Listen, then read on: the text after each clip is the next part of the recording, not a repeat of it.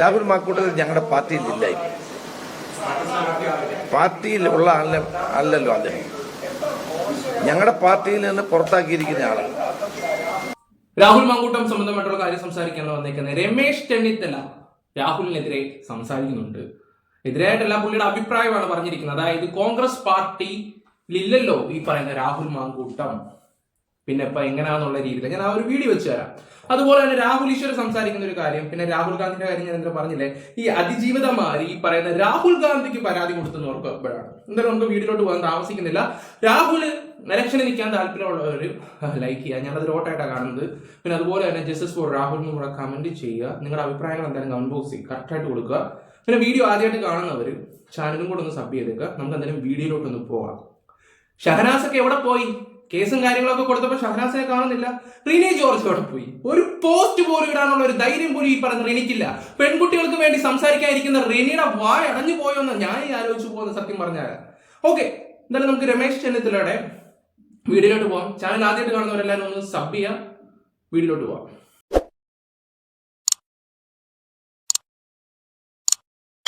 രാഹുൽ മാക്കൂട്ടത്തിൽ ഞങ്ങളുടെ പാർട്ടിയിലില്ല. പാർട്ടിയിൽ ഉള്ള അല്ലല്ലോ അദ്ദേഹം. ഞങ്ങളുടെ പാർട്ടിയിൽ നിന്ന് പുറത്താക്കിയിരിക്കുന്ന ആളാണ്. ഞങ്ങളുടെ പാർട്ടിയിൽ നിന്ന് പുറത്താക്കിയ ആളാണ്. അപ്പൊ പിന്നെ ആ ചോദ്യത്തിന് പ്രസക്തിയില്ല. ഓക്കെ, ഈ മീഡിയക്കാർ ഫുൾ ടൈം ചോദിച്ചുകൊണ്ടിരിക്കുന്ന ഒരു ചോദ്യമാണ് കോൺഗ്രസ്സുകാരോട് ചോദിക്കുന്നത്. രാഹുലിനെ കേട്ടുമോ എന്നുള്ള രീതിയിൽ അവർ പറഞ്ഞു കഴിഞ്ഞു ഓൾറെഡി. ഈ പറഞ്ഞ രാഹുൽ മാങ്കൂട്ടത്തിനെ പറ്റില്ല എന്നുള്ള രീതിയിലാണ്. പിന്നെ അദ്ദേഹത്തിന് ഈ സ്ഥാനങ്ങളോ കാര്യങ്ങളോ ഒന്നും വിട്ടുകൊടുക്കുക, ആ കാര്യത്തിൽ കോൺഗ്രസ് അങ്ങോട്ട് കൂടെ നിന്നിട്ടും ഉണ്ടായിരുന്നു. രമേശ് ചെന്നിത്തല ഈ ഒരു തീരുമാനം സംസാരിക്കുന്നത്, നിങ്ങൾ ജനങ്ങൾക്ക് എന്താണ് അഭിപ്രായം? ഞങ്ങളുടെ മണ്ഡലം കേട്ടോ ഹരിപ്പാട്, ഞങ്ങളുടെ MLA ആണ് ഈ പറയുന്ന രമേശ് ചെന്നിത്തല. പാർട്ടി ഒരു തീരുമാനം എടുത്തു കഴിഞ്ഞാണ്. ഏറ്റവും കൂടുതൽ സപ്പോർട്ട് ചെയ്തൊരു വ്യക്തിയായിരുന്നു ഈ പറയുന്ന രാഹുൽ മാങ്കൂട്ടത്തിനെ സപ്പോർട്ട് ചെയ്ത ഒരു വ്യക്തിയായിരുന്നു ഈ പറഞ്ഞ ഷാഫി പറമ്പിൽ. അദ്ദേഹം പോലും മിണ്ടാത്ത ഒരവസ്ഥയും. അതുപോലെ തന്നെ രമേശ് ചെന്നിത്തല ഈ അടുത്ത സമയത്ത് പുള്ളിയെ കണ്ടിട്ട് ഷേക്ക് ഹാൻഡോ കാര്യങ്ങളൊന്നും കൊടുത്തില്ല. പിന്നീട് അതിന്റെ ഒരു എക്സ്പ്ലനേഷൻ രാഹുൽ തന്നെ പറഞ്ഞിട്ടുണ്ടായിരുന്നു. അദ്ദേഹം റൂമിൽ വെച്ച് എന്നോട് കണ്ടായിരുന്നു, സംസാരിച്ചായിരുന്നു എന്ന് പറഞ്ഞു. ചിലപ്പോൾ പൊതുവേദിയിൽ ഇദ്ദേഹത്തിന് സംസാരിക്കാൻ താല്പര്യം കാണത്തില്ലായിരിക്കാം. ഓക്കെ, എന്തായാലും കോൺഗ്രസ് പാർട്ടിയിലോട്ട് എന്റെ ഒരു ഊഹം ശരിയാണെങ്കിൽ രാഹുൽ ഈ വട്ടം കോൺഗ്രസിന്റെ ചിഹ്നത്തോടെ മത്സരിക്കത്തില്ല, അല്ലെങ്കിൽ സ്വതന്ത്രമായിട്ട് നിൽക്കണം. അതായത് രാഹുലിന്റെ തീരുമാനമാണ്. അതുപോലെ തന്നെ എനിക്ക് നിങ്ങൾ ജനങ്ങളോടും കൂടെ ചോദിക്കേണ്ട ഒരു ചോദ്യം എന്ന് വെച്ചാൽ, അദ്ദേഹം നിൽക്കാൻ നിങ്ങൾക്ക് താല്പര്യം ഉണ്ടെങ്കിൽ അത് നിങ്ങൾ പറയുക. അത് രണ്ടാണ്. കാരണം എത്തിക്സ് കമ്മിറ്റിക്ക് ഒരു ജനങ്ങൾ തിരഞ്ഞെടുത്ത ഒരു ജനപ്രതിനിധിയെ പുറത്താക്കാനുള്ള അവകാശമില്ല എന്നാണ് ഞങ്ങൾ പറഞ്ഞത്. അതൊരു ജനറലായ കാര്യമാണ്. എത്തിക്സ് കമ്മിറ്റി എന്ന് പറയുന്നതിന് ഒരു നിയമസഭാ അംഗത്തെ പുറത്താക്കാനുള്ള അധികാരമില്ല. അങ്ങനെയാണെങ്കിൽ ഓക്കെ, പൊതുവായിട്ടുള്ള ഒരു കാര്യമാണ് അദ്ദേഹം സംസാരിച്ചത്. അവിടെ പാർട്ടിയോടുള്ള സ്നേഹമോ അല്ലെങ്കിൽ പാർട്ടിക്കാരനായിട്ട് നിൽക്കുവോ അതല്ല, പൊതുവായിട്ടുള്ള ഒരു കാര്യമാണ്. ജനങ്ങളെടുത്ത തീരുമാനത്തെ കുറിച്ചാണ് അദ്ദേഹം സംസാരിക്കുന്നത്. ബാക്കി കൂടെ വെക്കാം. ഗവൺമെന്റുകളുടെ കൂടുതൽ എത്തിക്സ് കമ്മിറ്റി ഭരണകക്ഷിയുടെ ആളായിരിക്കും. വരുന്ന ഏതല്ലേ MLA-മാരെ നാളെ മുതൽ അങ്ങ് പുറത്താക്കാൻ തീരുമാനിച്ചാൽ എന്ത് ചെയ്യും? അത് തെറ്റായി കീഴ്വഴക്കമല്ലേ? അങ്ങനെ ചെയ്യാൻ പാടില്ലല്ലോ. അത് വേറെ കറക്റ്റ് കാര്യമാണ് അദ്ദേഹം പറയുന്നത്. പിന്നെ ഞാൻ രമേശ് ചെന്നിത്തല വിമർശിക്കുമൊന്നുമല്ല. ഞാൻ എന്റെ കാര്യങ്ങൾ പറഞ്ഞു. ഞാൻ ഇദ്ദേഹത്തിന് എനിക്ക് നല്ല രീതിയിൽ അറിയാം. നല്ല സ്വഭാവമാണ്, കാര്യങ്ങളൊക്കെ ചെയ്യുകയൊക്കെ ചെയ്യും. എല്ലാവരോടും നല്ല ഫ്രണ്ട്ലി ആയിട്ട് നിൽക്കുന്ന ഒരു മനുഷ്യനൊക്കെ തന്നെയാണ്.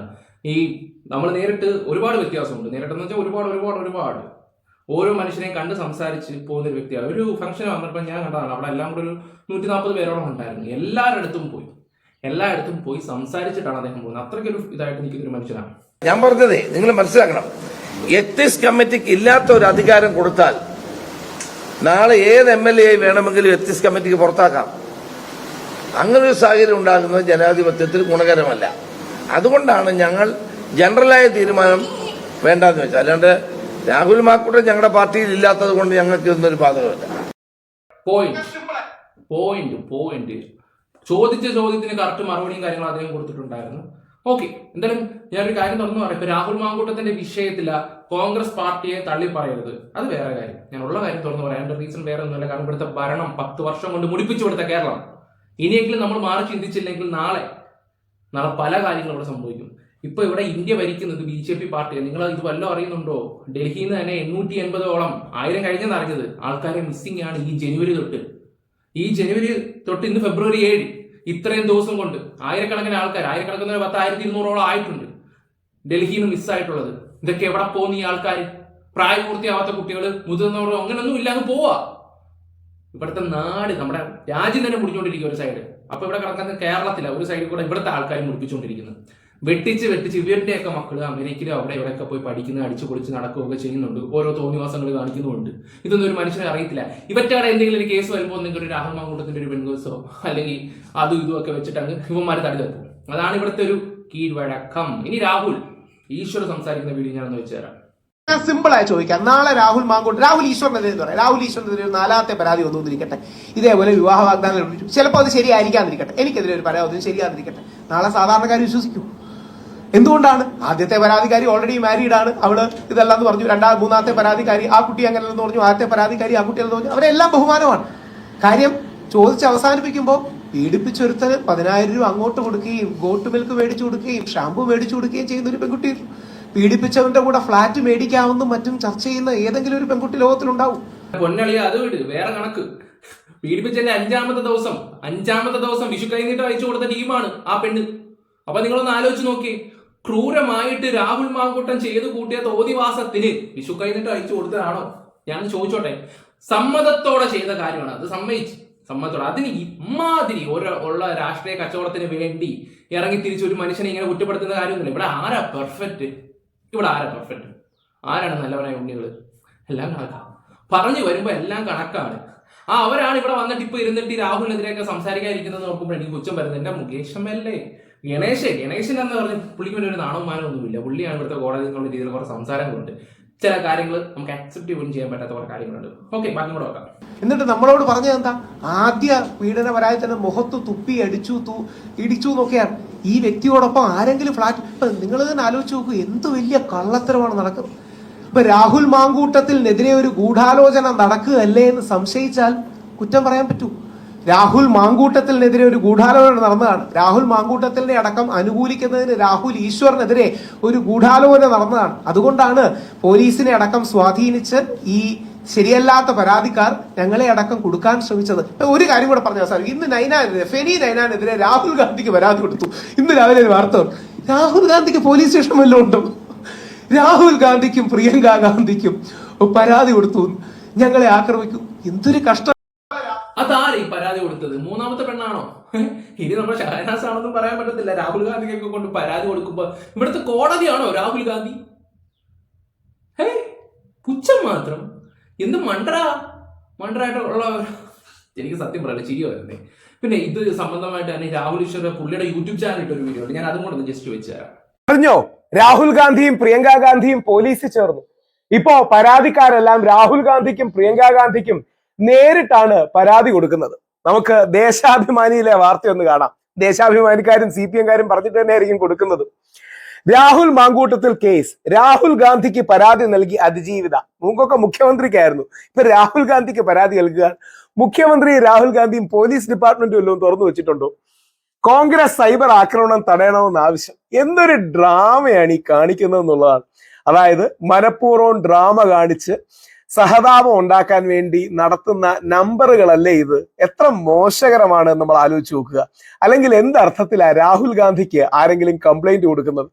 അടുത്തത് മനോരമയിലെ വാർത്ത, വ്യക്തിഹത്യാ ഭീഷണി, നേതൃത്വം നൽകുന്നത് ഫെനി നൈനാൻ, പ്രിയങ്ക ഗാന്ധിക്ക് പരാതി നൽകിയ അതിജീവിത. ഒന്ന് അതിജീവിതയല്ല, പരാതിക്കാരിയാണ്. ഇനിയും പരാതിക്കാരി എന്ന് പോലും പറയാൻ പറ്റുമെന്ന് സംശയമാണ്. ബഹുമാനപ്പെട്ട സുപ്രീം കോടതി വിവാഹിതരായ പെൺകുട്ടികൾ, വിവാഹിതരായ സ്ത്രീകൾക്ക് വിവാഹ വാഗ്ദാനം നൽകി പീഡിപ്പിച്ചു എന്ന് ഒരാൾക്കെതിരെ പരാതി പോലും കൊടുക്കാൻ കഴിയില്ലെന്ന് പറഞ്ഞിരിക്കുന്ന അവസരത്തിൽ അത് ശരിയാണോ എന്ന് ചിന്തിക്കണം. രാഹുൽ ഈശ്വറൊക്കെ കഴിഞ്ഞ ആഴ്ച വരെ പറഞ്ഞത് വളരെ മയമായി മൃദുവായി. നിയമം മാറിയത് നന്നായി, ഇവറ്റയുടെയൊക്കെ കുറച്ച് അഹങ്കാരം തീർന്നു കിട്ടും. ഒരു കാര്യം ഞാൻ പറയാം, ഭർത്താക്കന്മാരുണ്ടായിട്ട് ഇമ്മാതിരി തോന്നിവാസം കാണിക്കാനൊക്കെ പോകുമ്പോ നീയൊക്കെ ഒന്ന് ആലോചിക്കണം. എന്നും ദൈവം നിനക്കൊക്കെ വേണ്ടി കൊട പിടിക്കത്തില്ല എന്നുള്ള കാര്യം. ഇപ്പൊ നിയമത്തിലൊക്കെ കുറച്ച് മാറ്റങ്ങൾ വന്നുകൊണ്ട് ചേച്ചിമാരൊക്കെ പെടാനാ ചാൻസ് കൂടുതൽ. ഇതൊരു ബാക്കി കൂടെ വെക്കാം. വന്ന് സോഫ്റ്റ് ആയിട്ടൊരു നിലപാട് പറഞ്ഞു. അവരെ അതിജീവിതകളെന്ന് വിളിക്കരുത്, പരാതിക്കാരെന്ന് വിളിക്കണമെന്ന്. സുപ്രീം കോടതി കുറെ കൂടെ കടുപ്പിച്ചു, വടിയെടുത്തു. ഇവർക്ക് പരാതി കൊടുക്കാൻ പോലും അർഹതയില്ലെന്ന്. രാഹുൽ മാങ്കൂട്ടത്തലിന്റെ കേസിലെ 1ാമത്തെ പരാതിക്കാരി, 3ാമത്തെ പരാതിക്കാരി വിവാഹിതരാണെന്നും അത്തരത്തിലുള്ള ആൾക്കാർക്ക് നിയമം, സുപ്രീം കോടതിയുടെ നിയമം നമ്മൾ അതേപോലെ മനസ്സിലാക്കുകയാണെങ്കിലും നടപ്പാക്കുകയാണെങ്കിലും അതിലെ ഏറ്റവും ഫൈനർ ഡീറ്റെയിൽ എന്ന് പറഞ്ഞാൽ സുപ്രീം കോടതിയുടെ കേസിൽ വന്ന ആ അഭിഭാഷകയും ഇതേപോലെ മാരീഡ് ആയിരുന്നു, വിവാഹ വാഗ്ദാനം നൽകി പീഡിപ്പിച്ചു, പ്രഗ്നന്റ് ആയി, അതിനുശേഷം അബോർട്ട് ചെയ്തു എന്നാണ് സുപ്രീം കോടതിയിലെ പരാതി. സമാനമായ പരാതികളാണ് നമ്മുടെ നാട്ടിലും വന്നിരിക്കുന്നത്. അപ്പോ രാഹുൽ മാങ്കൂട്ടത്തിന് എതിരെയുള്ള ഈ കേസ് തകർന്നു വീഴുമെന്നുള്ള കാര്യത്തിൽ സംശയമില്ല. കാര്യം സുപ്രീം കോടതി ഒരു നിലപാടെടുത്തല്ലോ. ബാക്കി കോടതികൾക്ക് അതിന് വിരുദ്ധമായി എന്ത് നിലപാടാണ് എടുക്കുന്നത്? ജസ്റ്റിസ് നാഗരത്ന, ജസ്റ്റിസ് ഉജ്വൽ ബിയോന്റെ ഉഗ്രൻ വിധിയാണ് യഥാർത്ഥത്തിൽ നടന്നത്. ആ വിധിയുടെ ഫുൾ പകർപ്പാണ്, ആ വിധിയുടെ ഫുൾ വേർഡിക്റ്റ് ആണ്. പ്രമോദ് കുമാർ നവരത്ന എന്ന വ്യക്തിയാണ് ആ ഗംഭീരമായ വെർഡിക്റ്റ്, അദ്ദേഹത്തിന്റെ കേസിലാണ് ഈ ഗംഭീരമായ വെർഡിക്റ്റ്. അപ്പം രാഹുൽ മാങ്കൂട്ടത്തിന്റെ കേസ് ഇപ്പം ഏകദേശം ഒരു 70% അണഞ്ഞിട്ടുണ്ട്. അത് ഇനി നിങ്ങൾ കണ്ടോ, ഈ കമ്മ്യൂണിസ്റ്റ് പാർട്ടിയുടെ ഒരു ചെറിയൊരു വിഷയം വരുമ്പോൾ ഇനി അടുത്ത അതിജീവിത എന്നും പറഞ്ഞ് 4ാമത്തെ യുവതി രംഗത്തെന്നും പറഞ്ഞിട്ടായിരിക്കും അടുത്ത ന്യൂസും കാര്യങ്ങളൊക്കെ വരുന്നത്. ഏകദേശം സെറ്റായിട്ടുണ്ട്, 5 വരെയാണ് കണക്ക്. നമുക്ക് നോക്കാം ഇനി എവിടെ ചെന്ന് അവസാനിക്കുമോ കാര്യങ്ങളൊക്കെ. എനിക്ക് നിങ്ങളോട് ഇതൊക്കെ ഒന്ന് സംസാരിക്കണമെന്ന് തോന്നി. ഞാൻ ഡെയിലി ഇതിനെക്കുറിച്ച് സംസാരിക്കുന്ന ആർക്കെങ്കിലും എന്തെങ്കിലും ബുദ്ധിമുട്ടുണ്ടെങ്കിൽ അതും കൂടെ പറയാം കേട്ടോ. ഓക്കെ, അപ്പൊ നമ്മുടെ വീഡിയോസ് ഒക്കെ ഇഷ്ടപ്പെട്ട ലൈക്ക്, ഷെയർ, സബ്സ്ക്രൈബ് ഒക്കെ ചെയ്യാൻ അഭിപ്രായങ്ങൾ കറക്റ്റായിട്ട് കൊടുക്കുക. Bye, love you guys.